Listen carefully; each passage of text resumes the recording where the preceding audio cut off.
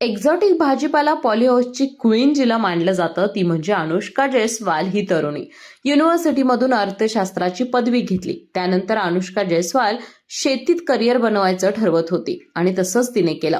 1 acre जमीन तिने भाडेतत्वावर घेतली आणि यामध्ये एक्झॉटिक व्हेजिटेबल्सची शेती सुरू केली. आज तिचे 3 पॉलीहाऊस असून 6 एकरांवर आधुनिक तंत्रज्ञानासह ती शेती करते.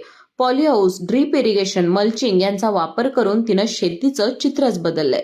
लखनौमधील मॉल, रेस्टॉरंट आणि ऑनलाईन कंपन्यांना थेट भाज्यांचा पुरवठा ती करते. गावातील लोकांना प्रशिक्षण देऊन त्यांना रोजगार सुद्धा दिलाय. 27 वर्षांच्या या महिला शेतकऱ्याची ही कहाणी खरंच तरुणाईसाठी आधुनिक शेतीचं आदर्श मॉडेल ठरलीय.